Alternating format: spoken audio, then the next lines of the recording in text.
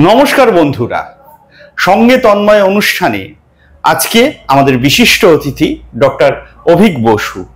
অভিক বসুকে আপনারা আগেও দেখেছেন, একাধিকবার দেখেছেন। আজকে একটু অন্যভাবে আমরা অভিক বসুর মুখ থেকে বক্তব্য শুনবো।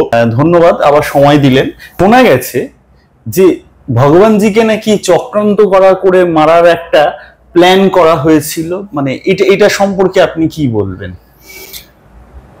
দেখুন, ভগবানজি বা আকা নেতাজি, যার কথাই আমরা বলি গুমনাই বাবা, মানুষটাকে যদি আমি ভগবানজির পোশাকটা ছাড়িয়ে নিই, তাহলে ভেতরে তিনি নেতাজি সুভাষচন্দ্র বোস। মানে এখনো পর্যন্ত আমাদের কাছে যে এভিডেন্সগুলো পাচ্ছি, কিছু সার্কামস্ট্যান্সিয়াল, কিছু হার্ডকোর এভিডেন্স, তার থেকে এইটা এখনো পর্যন্ত আমরা বলতে পারি যে সম্ভবত মোস্ট লাইকলি ভগবানজি এবং নেতাজি সুভাষচন্দ্র বোস সেম পার্সন। তাহলে ভগবানজির যে প্রেজেন্স সেই সময় যে নিলেন, উনি যদি আমি ভুল না করি অ্যারাউন্ড 1955 এরকম সময়, 55 এরকম সময় ওনার আসার পর তো খবরটা ছড়াতে থাকে।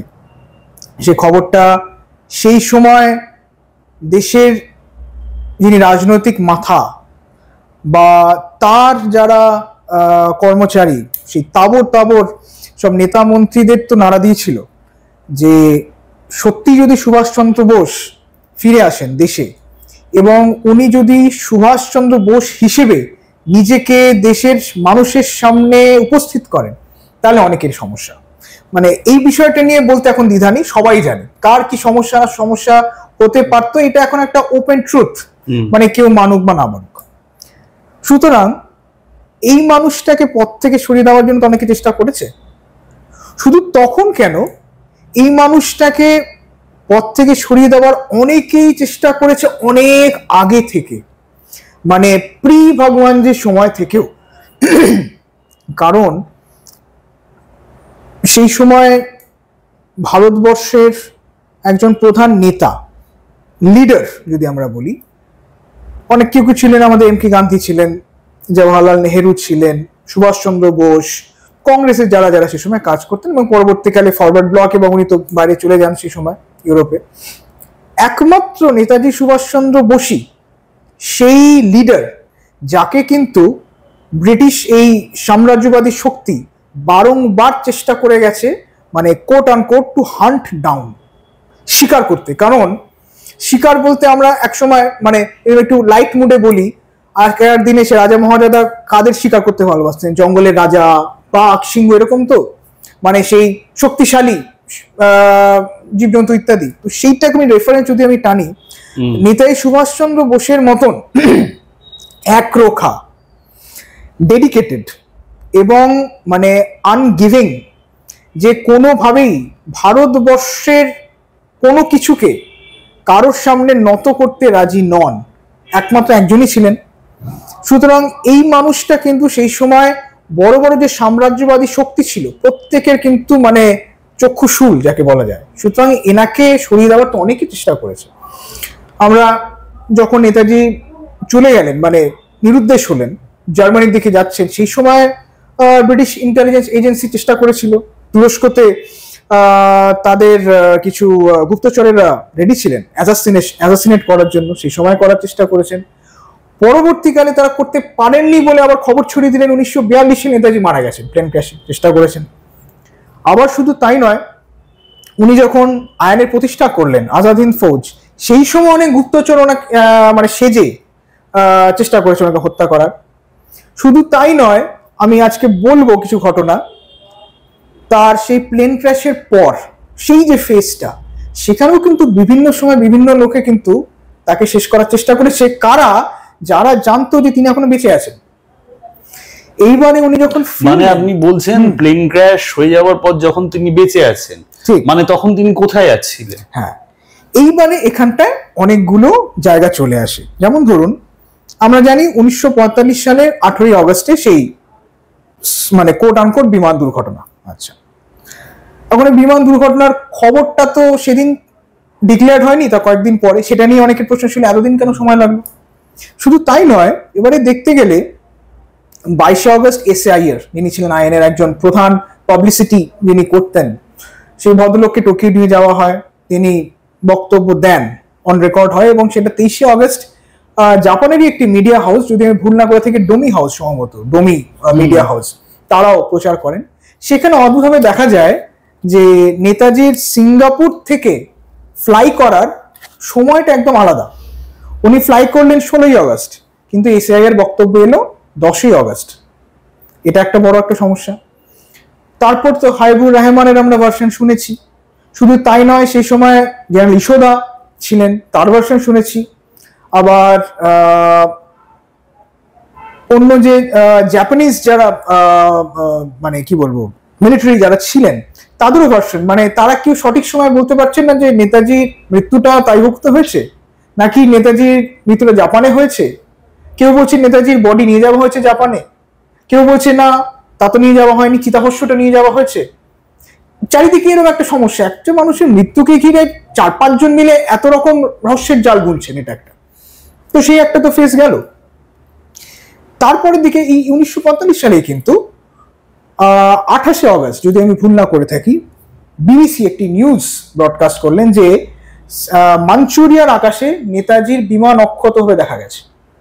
এখন এখানে একটা প্রশ্ন হচ্ছে, আমি ধরলাম যে নেতাজির বিমান, আমি শব্দটাকে ইউজ করি, বিমানটাকে অক্ষত দেখা গেছে। আচ্ছা, তাহলে এমন হতে পারে যে আমি ধরলাম নেতাজি হয়তো যে ফ্লাইটে উঠেছিলেন সাইগন থেকে, মানে যেটা ক্র্যাশ করেছিল তার একটা হয়তো ডামি প্লেন ছিল, আমি ধরলাম, এটা পসিবিলিটি। আবার এরকম হতে পারে যে তাহলে যে বিমানে উঠেছিলেন সে বিমানটি ক্র্যাশ করেইনি, তাকেই দেখা গেছে। আবার এমনও হতে পারে যদি সেই বিমানটাকেই দেখা গিয়ে থাকে, হতে পারে সেই বিমানে নেতাজি ছিলেন বা নাও থাকতে পারে। কিন্তু যে পসিবিলিটিটা হোক না কেন, প্রশ্ন একটাই থেকে যাচ্ছে, তাহলে নেতাজি গেলেন কোথায়? তার মানে প্লেনটা ক্র্যাশ করেনি। আর যদি ক্র্যাশ করেও থাকে, যদি আমি ধরি ওটা দেখতে একই রকম আরেকটি প্লেন, ডামি প্লেন, তো ডামি প্লেনের প্রয়োজন হলো কেন?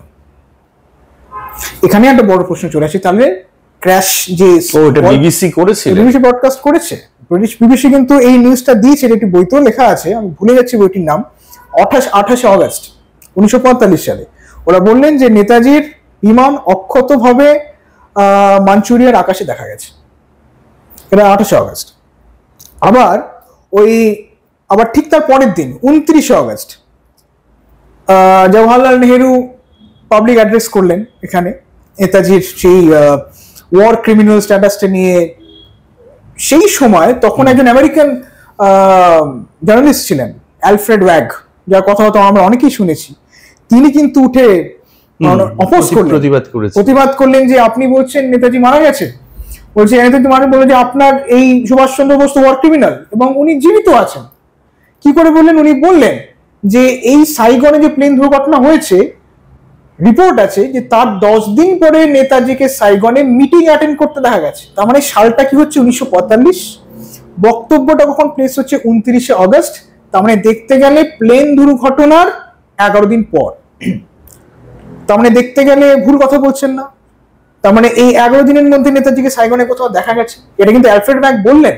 এবং অ্যালফ্রেড ওয়াগকে রীতিমতো তখন কিন্তু উনি অপোজ করতে পারেননি নেহরুজি, তখন কিন্তু একটু থতমত খেয়ে গেছিলেন উনি, কি বলবেন, তখন কিন্তু একটু পরিস্থিতিটা একটু গুরুগম্ভীর হয়ে যায়।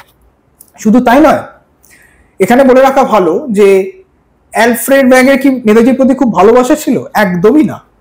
উনি কিন্তু মানে চূড়ান্ত পরিমাণে নেতাজি বিরোধী, এবং শুধু তাই নয়, নেতাজি সম্পর্কে কিছু কুরুচিকর মন্তব্য করেছিলেন। সুতরাং যে মানুষটা আরেকটা মানুষকে চোখে দেখতে পাচ্ছে না, তার তো দায় পড়েনি যে সে বলবে যে মানুষটি হয়তো সত্যি মারা গেছে, তাকে তার দায় পড়েনি বলার যে লোকটা বেঁচে আছে, বরং সে হয়তো ভাববে মারা গেছেন, ভালো হয়েছে, এনিমি হ্যাজ বিন এলিমিনেটেড। কিন্তু তাই নয়, উনি কিন্তু বললেন উঠে যে 10 দিনের মাথায় কিন্তু সাইগনারকে মিটিং এ দেখা গেছে। আচ্ছা, শুধু তাই নয়, আরেকটি কথাও বললেন যে এমন একটি জায়গা যেটা সেই সময় দ্বিতীয় বিশ্বযুদ্ধ যে পরিস্থিতিটা চলছিল 1939 থেকে 45 এর সময়, সায়াম বলে একটি জায়গা, এটা পলিটিক্যালি হয়তো খুব একটা গুরুত্বপূর্ণ জায়গা ছিল না, কিন্তু সেইখানে ফ্রেঞ্চ প্যারাট্রুপার্স যারা ব্রিটিশ সৈন্যদের পোশাকে ছিলেন, তারা কিন্তু বারংবার ওইখানে ওই জঙ্গলে ল্যান্ড করছিলেন শুধুমাত্র একজনকে খোঁজ করার জন্য। সুতরাং যদি ধরে নেওয়া যায় 18ই আগস্টে প্লেন ক্র্যাশ হয়ে গেল, তাহলে এত জনের এত মানে কি বলবো রণসজ্জা কেন? যে মানুষকে খুঁজে বার করতে হবে চলেই গেছে। শুধু তাই নয়, এটাও তো আমরা জানি যে প্লেন ক্র্যাশের ঘটনা ব্রডকাস্ট হওয়ার পরেও দুজন মানে ব্রিটিশ অফিসিয়ালের মধ্যে চিঠি আদান প্রদান হচ্ছে যে নেতাজিকে নিয়ে কি করা হবে। তার মানে তারা কি ব্রডকাস্ট শোনেননি? এটা তো পসিবল নয়। তখনকার দিনে ব্রডকাস্ট প্রত্যেক মুহূর্তে শুনছেন, এবং ব্রিটিশ জাপান মানে এরকম জায়গা যেখানে নেতাজিকে নিয়ে একটা বক্তব্য পেশ হচ্ছে, সেই খবর তাদের কানে যাবে না তো সম্ভব নয়। কানে যাওয়া সত্ত্বেও তারা কথা বলছেন যে কি করা যায়, তার মানে তারা বিশ্বাস করেননি। শুধু তাই নয়, 1900 সম্ভবত এক বছর পর, যদি আমি ভুল না করি, 46 সালে ব্রিটিশ ইন্টেলিজেন্স এজেন্সির তরফে আবার একটি খবর বেরোলো যে রাশিয়া থেকে খবর আসছে যে বেশ কিছু কংগ্রেস নেতা যারা আছেন তারা রাশিয়াতে রয়েছেন, অ্যান্ড বোস তাদের মধ্যে একজন অন্যতম। এবং এটা 45 সালে, এবং 46-এ আবার এই একজন জেনারেল ওনার, যদি না রাশিয়াতে কনসুলেট জেনারেল ছিলেন ম্যারাডভ, যদি উনি কনফার্মও করেন কথাটা যে হ্যাঁ, তার মানে 1945 থেকে 46 এক বছর পেরিয়ে গেল, কনফার্মেশন কিন্তু তখনও পাচ্ছি আমরা, যে কারণ মানে যে কোনো লোকের থেকে নয়, রাশিয়ার মতো একটি জায়গা থেকে আমরা পাচ্ছি, ব্রিটিশ ইন্টেলিজেন্স এজেন্সির কাছ থেকে আমরা পাচ্ছি। শুধু তাই নয়, সেই সময় 3টি জায়গা থেকে তো ইনভেস্টিগেশন লঞ্চ করা হলো, ম্যাকআর্থার জাপান থেকে, এদিকে লর্ড ওয়েভেল, ওইদিকে আমাদের মাউন্ট ব্যাটেন সিঙ্গাপুর থেকে, কেউ কোনো কুল কিনারা করতে পারলেন না। শুধু তাই নয়, সেই সময় এই যখন নিউজটা ব্রডকাস্ট হয় যে ওনার প্লেন ক্র্যাশের, সেই সময় আমি ভুল না করে থাকলে জাপান সি ওই জায়গাতে আমেরিকান একজন সাবমেরিন মানে নেভাল ফোর্সের কমান্ডার ছিলেন, আমি ওনার নামটা মনে করতে পারছি না, উনি সরাসরি কিন্তু এই খবরটি পাঠান ব্রিটিশ ইন্টেলিজেন্স এজেন্সিকে, বলেন মানে যার বঙ্গানুবাদ করে এরকম দাঁড়ায় যে এইভাবেই কি সুভাষ আন্ডারগ্রাউন্ড হতে চায়নি? তাহলে তাদের মধ্যেও কিন্তু একটা বড় প্রশ্ন ছিল। আবার এইখানে আরেকটা খুব সলিড এভিডেন্স আমি বলতে পারি, সেটা হচ্ছে ডক্টর পবিত্র মোহন রায়। উনি বলছেন 1944 সালে, তার মানে সেটা হচ্ছে আমাদের নেতাজি যখন জীবিত, সেই সময় সিক্রেট সার্ভিস গঠন হয়, সিক্রেট সার্ভিসের ট্রেনিংও দেন নেতাজি সিঙ্গাপুরে।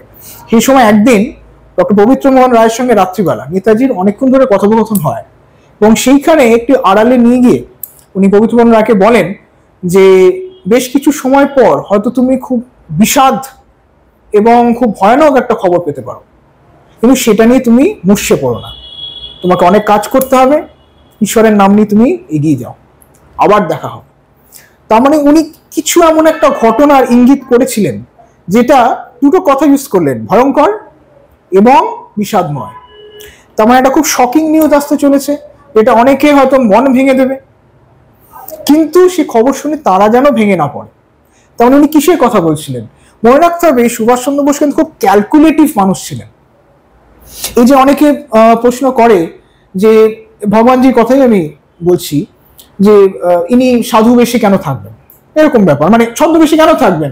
কারণ দিলীপ রয়, উনি বন্ধু ছিলেন, তিনিও এক জায়গায় চিঠিতে কথা হয়েছে যখন অন্যান্যদের সঙ্গে, উনি বলছেন যে সুভাষের মতো এক ব্যক্তিত্ব, তাকে কেন এই কি বলবো ডিসগাইজ নিয়ে থাকতে হচ্ছে, কেন, তার কোথায় তাই ভয়? প্রশ্নটা হচ্ছে ডিসগাইজ নিয়ে থাকতে হচ্ছে কোথায় ভয়? ভয় নয়, প্রশ্নটা হচ্ছে তাকে হয়তো কর্মহীন করে দিতে পারতো, এরকম তার মানে যেটা আমরা বলতে পারি ইনক্যাপাসিটেট করে দিতে পারতেন, এরকম কিছু পরিস্থিতি ছিল, যে কারণে হয়তো তিনি স্বমহিমায় মানে নিজস্ব রূপে হয়তো উনি বাইরে বেরোতে পারেননি। সেইখানে অনেকেই তো প্রশ্ন করেন যে এরকম সাধু বেশে এরকম আত্মগোপনে কেন উনি রইলেন, এরকম এখানেও অনেক ঘটনা আছে। আইএনএতে যখন ছিলেন সিঙ্গাপুরে, সেই সময়ই ঘটনা আছে যে নেতাজি ছদ্মবেশী ছিলেন, এমনি মানে সেটা হয়তো মজা করেই উনি হয়তো করেছিলেন, এবং ওনার সামনে দাঁড়িয়ে থাকা ওনার যারা লেফটেন্যান্ট ছিলেন, জেনারেল ছিলেন, জাপানিজ যারা ছিলেন, এমনকি সাংবাদিক, তারাও ওনাকে চিনতে পারেননি যতক্ষণ না পর্যন্ত উনি বললেন আমি সুভাষচন্দ্র বোস। আবার তাই নয়, যখন এই বার্মাতে যুদ্ধ হচ্ছে, সেই সময় একটু তো রিট্রিট করতে হয়, পিছোতে হয়তো আইনেকে, সেই সময় রাত হয়ে গেছিল বলে উনি একটি জায়গায় জঙ্গলের মধ্যে একটি ভাঙাচোরা বাড়িতে একটা আশ্রয় নিয়েছিলেন, ওনার সঙ্গে কয়েকজন ছিলেন আইনের। সেইখানে বার্মিজ সন্ন্যাসী বেশে কিছু ব্রিটিশ গুপ্তচর এসেছিল। এটা শুনেছেন কি? আচ্ছা, এই বার্মিজ সন্ন্যাসীদের একটা নাম ছিল, পুঙ্গি বলা হতো এদেরকে, সন্ন্যাসী। তো এই বার্মিজ সন্ন্যাসী বেশে ব্রিটিশ গুপ্তচর এসেছিলেন। আচ্ছা, নেতাজি ঘরে ছিলেন। নেতাজি ঘরে ছিলেন, বাইরে থেকে যখন আসে ওনারা দেখা করতে, ওনার লোকজন কিন্তু বলেনি যে নেতাজি আছে, ওরা বলেন যে আপনারা অপেক্ষা করুন সন্ন্যাসীদের। ওরা ভিতরে যান নেতাজির সঙ্গে দেখা করতে, নেতাজি বলেন যে হ্যাঁ নিয়ে এসো। কিন্তু যিনি বলছেন মানে কথাগুলো, তিনি লিখলেন যে নেতাজির এক আশ্চর্য চেহারা উনি দেখলেন ওই ঘরে ঢুকে, যে চেহারা উনি বলছেন স্বচক্ষে না দেখলে বিশ্বাস করা যায় না। কি চেহারা উনি বলেননি, কিন্তু উনি এটুকুনি বলছেন। করে উনি বললেন ওই সন্ন্যাসীদের পাঠালেন ঘরে, সন্ন্যাসীরা কথাবার্তা বলে বেরিয়ে চলে এলো। অনেক দূর চলে গেল, গিয়ে তারা দেখছে দূরে দাঁড়িয়ে তারা নিজেদের মধ্যে কথোপকথন করছে, কি কথা বলছে বোঝা যাচ্ছে না। নেতাজি ঘর থেকে বেরিয়ে এলেন, নেতাজি বেশি উনি ছিলেন, অন্য বেশি ছিলেন। করে উনি ওনার এই যদ্দূর মনে হয় হায়াত সিং নেগি, নেগি ছিল কোথায় ওনার সেই অফিসারের নাম, ওনাকে বললেন যে ওরা কিন্তু সন্ন্যাসী নয়, ওরা ব্রিটিশ গুপ্তচর। সেটা শুনে উনি ঘাবড়ে যান যে আরে বাবা, তাহলে এরা যদি আবার আসে তাহলে সমস্যা। তখন উনি বলেন আহা তুমি চিন্তা করছো কেন, এলে আমার কাছে পাঠিয়ে দেবে। খুব কনফিডেন্টলি উনি বলছেন। এবং সন্ন্যাসীগুলি আবার আসে, এসে আবার সে একই প্রশ্ন জিজ্ঞেস করে ওনাকে যে নেতাজি কি এখানে আসবেন, আমরা শুনেছি আসবেন। কথাটা শুনে নেগি একটু বিচলিত, মানে অবাক হয়ে যান যে আরে তাহলে তো দেখা করলে একটু আগে, আবার এক প্রশ্ন কেন। আবার তাকে পাঠায় ওখানে ওই ঘরে, তারা সেই নেতাজির সঙ্গে দেখা করে চলে আসে। এসে আবার কিন্তু নেগিকে প্রশ্ন করে যে আমরা তো শুনেছি ওনার এখান দিয়ে আসার কথা, উনি কখন আসবেন। এই কথা চলছে যখন নেতাজি বেরোলেন, একটা গাড়ি ছিল, গাড়ি দাঁড়িয়ে ছিল, চলে গেলেন। ঘুণাক্ষরেও তারা টের পায়নি যে উনি নেতাজি, এবং নেতাজি গাড়ি করে চলে গেলেন। মানে কি বেশে ছিলেন উনি সেটা উনি সেইটা কিন্তু লেখেনি, সম্ভবত সন্ন্যাসী বেশি উনি ছিলেন। কারণ ওখানে যে দু তিনটে শব্দ উনি ব্যবহার করেছেন, যে এক মানে উজ্জ্বল কান্তি, মানে এমন অদ্ভুত এক উজ্জ্বল রূপ, যে রূপ হয়তো নেতাজির আর কেউ এর আগে দেখেনি, উনিই দেখতে পেয়েছেন। সুতরাং এর থেকে বোঝা যায় যে রাসবিহারী বোসের পরেই যদি কাউকে রাখা যায় এই মানে ডিসগাইজের ম্যান অফ ডিসগাইজ হিসেবে, তাই নেতাজি সুভাষচন্দ্র বোস ছাড়া কিন্তু কেউ নয়। এবার আসি আমি যেখানে ছিলাম সেই কথাটাতে, যে মারার হ্যাঁ। প্রান্তটা হয়েছে বহুবার। তো এই যে পোস্ট প্লেন ক্র্যাশ অনেক জায়গায় তো সাইটিংস গুলো হয়েছে, যেমন আলফ্রেড ব্যাগের কথা একটু আগে বলছিলাম। 1947 সালে এরকম অনেক ঘটনা বেরিয়েছে। কিছু একজন Swiss reporter, English reporter, American reporter, তারাও বলছেন পরিষ্কার, তারা কিন্তু বলছেন যে সুভাষচন্দ্র বোসের প্লেন দুর্ঘটনায় মারা গেছেন। এটা কিন্তু না জাপানিজ, না ব্রিটিশ, না আমেরিকান কেউ কিন্তু মানতে চাইছে না, কারণ তাদের কাছে সে ক্লিন এভিডেন্স নেই।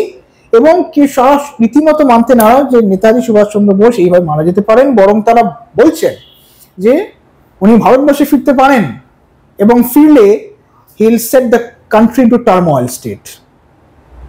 অ্যালফ্রেড ওয়াগো বলছেন 1945 সালে ওনাকে যখন এই বলে 29 আগস্টের পর যখন কিছু আরো ওনার চিঠিপত্র লেখাপত্র বেরিয়েছে, উনি বলছেন যে এরকম সাইটিংস হয়েছে যে নেতাজি ফকিরের বেশে ইন্ডো টিবেট বর্ডার ক্রস করতে চলছেন, এবং উনি যদি ক্রস করে ফেলেন, ভারতবর্ষে এসে যান, তাহলে কিন্তু দেশটা আগুন জ্বলবে, অ্যালফ্রেড ব্যাগ বলছেন। আচ্ছা, এবারে পরের দিকে যদি আমি আসি, এবারে তাহলে আমি এখানে কয়েকটা ডেটস খুব গুরুত্বপূর্ণ, তাহলে সবগুলো বলে আমি 1945, 1946 এরকম একটা পিরিয়ড হলো।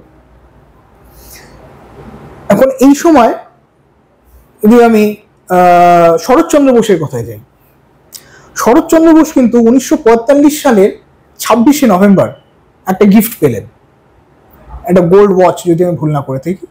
মানে কোনো অজ্ঞাত কারো কাছ থেকে গিফটটি আসে, এবং সেই ঘড়িটির পেছনে বোধহয় একটি কাগজের টুকরো থাকে, একটু সব কিছু লেখা থাকে। এবং সেটা দেখার পর, পড়ার পর কিন্তু শরৎচন্দ্র বোস বলেন যে সুভাষ মারা যায়নি, এবং এই উপহার এবং এই গিফট, উপহারটি ছিল শরৎচন্দ্র বোসের জন্মদিনে বিলেটেডে আসে, বলেন এটা কিন্তু ওরই হাতে, ওরই লেখা, এই গিফট সুভাষেরই দেওয়া। এটা হচ্ছে 26শে নভেম্বর 1945। তার মানে কথাগুলি আসছে শরৎচন্দ্র বোসের কাছ থেকে, সেরকম সেই লেভেলের মানুষ। আচ্ছা, আবার এই যে সময়টা মানে 1945-46 এই টাইমটা, আমরা তো খবর মানে যারা পড়েছি এই পোস্ট প্লেন ক্র্যাশ ব্যাপারগুলো, যারা অনেকে পড়াশোনা করছেন, চর্চা করছেন, এই সময় নেতাজিকে রাশিয়াতে দেখতে পাওয়ার স্ট্যালিনের সঙ্গে উনি ছিলেন, এই ঘটনাও বেরোয়। কারণ এই ঘটনাগুলি এমনি এমনি বেরোয়নি, অনেক ব্রিটিশ ইন্টেলিজেন্স এজেন্সির থ্রু দিয়ে কিন্তু বেরিয়েছে, রাশিয়ান ইন্টেলিজেন্সের থ্রু দিয়ে বেরিয়েছে খবরগুলি। স্ট্যালিনের সঙ্গে উনি ছিলেন, তার কারণ হচ্ছে প্লেনে ওঠার আগে, সাইগনের সোকল দুর্ঘটনার আগে নেতাজি কোথায় যাবেন প্লেনে, সেটা নিয়ে তো একটা দ্বন্দ্ব ছিল যে উনি রাশিয়াতে যাবেন, কারণ ওনার তো সবসময় চেষ্টা ছিল রাশিয়ার তোদের গিয়ে ভারতবর্ষে আবার ফিরে আসার এইসব ব্যাপারগুলো। কিন্তু নিজের ভোঁসলে নামে একজন আইনের লোক ছিলেন, তাকে যখন পরবর্তীকালে ইন্টারভিউ নেওয়া হয়, উনি কিন্তু বলেন যে নেতাজি রাশিয়াতে যেতে চেয়েছিলেন, অ্যাট দ্য সেম টাইম উনি এটাও বলেছিলেন যদি আমি সেখানে সেরকমভাবে কোনো সাহায্য না পাই তাহলে আমার গন্তব্য হবে কিন্তু চায়না, মাঞ্চুরিয়া। সুতরাং উনি দুটোর মধ্যে একটি জায়গায় কিন্তু যেতেন। তাই নেতাজি ইন রেড চায়না, এটা তো নিউজ বেরিয়েছিল 1949 সালে পত্রিকায়, শরৎচন্দ্র বসু 1949-এ।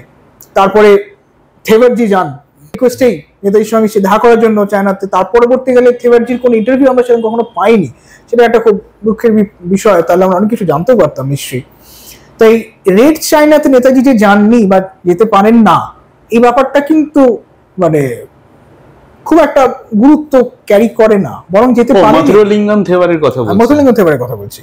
শুধু তাই নয়, 1946 সালের বোধহয় গোড়ার দিকে, যদি আমি ভুল না করে থাকি, ব্রিটিশ ইন্টেলিজেন্স এজেন্সির তরফে আরেকটি খবর বেরোয় যে নেতাজি একজন নামকরা চাইনিজ জেনারেলের সঙ্গে আছেন, এটা কিন্তু খবর বেরোয়।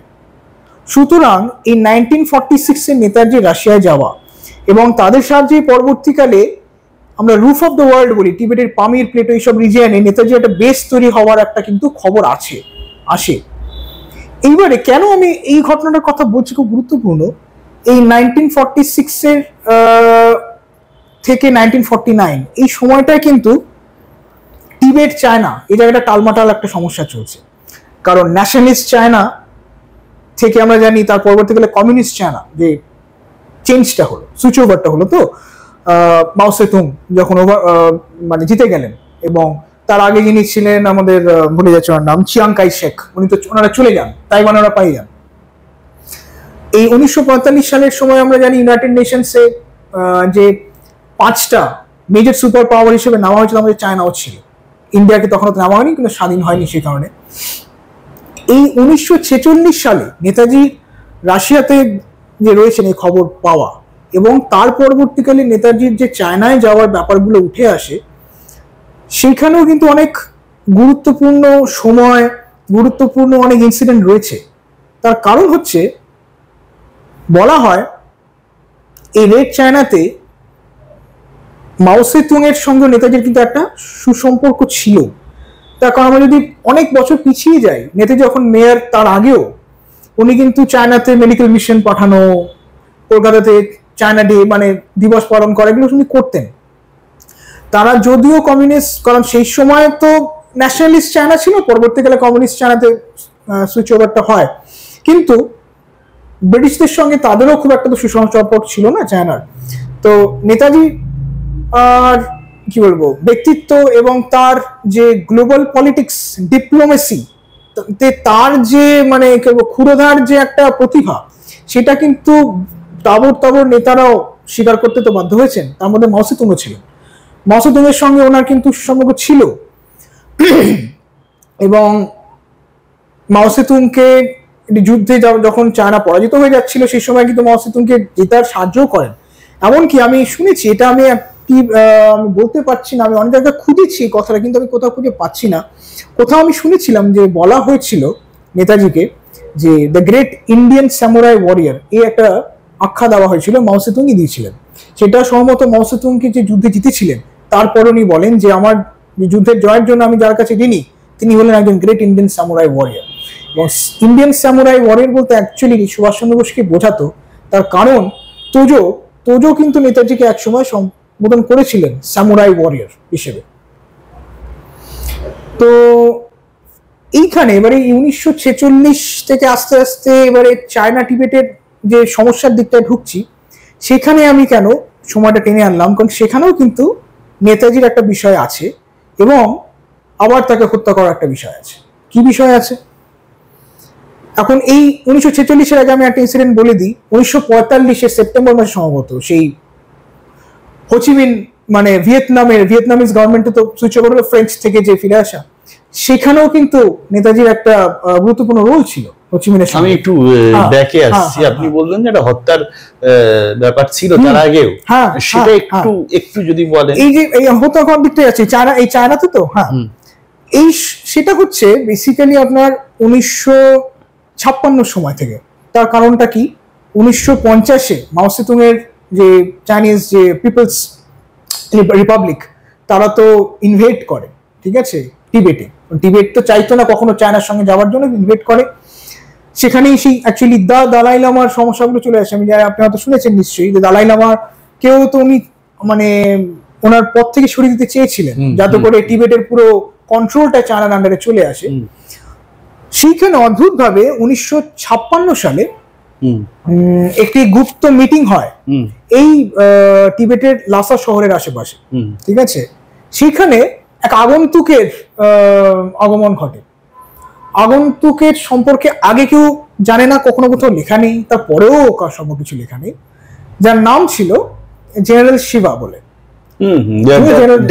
জেনারেল ডেথ বলে যাকে বলা হয়েছে।